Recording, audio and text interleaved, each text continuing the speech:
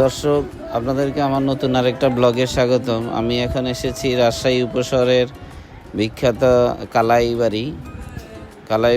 কালাই রুটি এবং হাঁসের মাংসের জন্য বিখ্যাত। আমরা এখন দেখব কিভাবে কালাই রুটিটা বানানো হয়।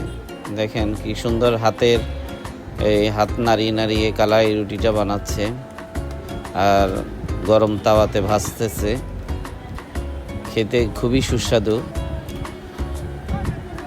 প্রচণ্ড ভিড় থাকে এদিকে। আমরা এসেছি রাজশাহীতে, এখন এই কালাই রুটিটা আমরা খাবো। কি সুন্দর হাতের দুই হাতের সংস্পর্শে কালাই রুটিটা বানাচ্ছে।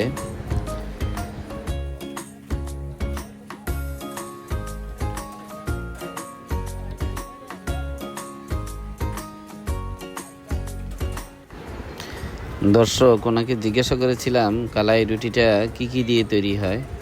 উনি আমাকে বলতেছিল যে কালাই ডাল এবং চাউলের গুঁড়া।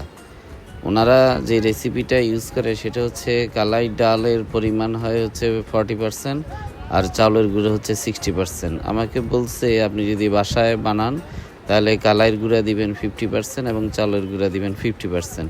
এতে করে এই কালাইয়ের যেই রুটি সেটা অনেক সুস্বাদু হবে।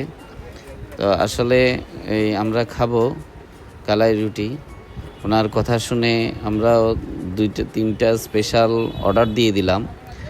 তো আর পাশাপাশি হাঁসের মাংস। দর্শক, দেখি কেমন লাগে। আপনারাও জানাবেন আমাদের কমেন্টসে যে আসলে কালাই রুটি আপনি খেয়েছেন কিনা।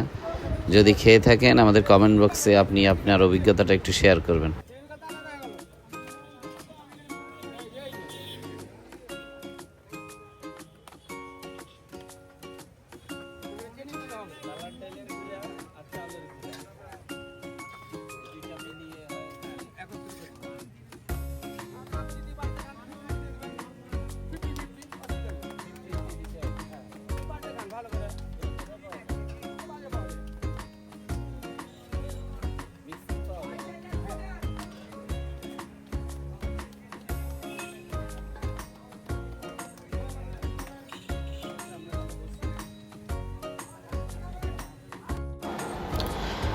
হাঁসের মাংসের সাথে এখানে 2 ধরনের হাঁসের মাংস আছে। আমাদেরকে দেখাচ্ছে যে একটা চীনা হাঁস আর একটা দেশি হাঁস। আর এগুলো বেগুন ভর্তা, ধনেপাতা ভর্তা, মরিচ ভর্তা আর পেঁয়াজের কুচি। এগুলো সব একসাথেই দেয় কালাই রুটির সাথে। এগুলো আর হাঁসের মাংস দিয়ে খেতে অনেক মজা। দর্শক, আপনারা যদি কখনো রাজশাহীতে আসেন তাহলে অবশ্যই উপশহরে এসে এই কালাই রুটি এবং হাঁসের মাংস খেয়ে যাবেন। এটা এই উত্তরবঙ্গের একটা বিখ্যাত খাবার।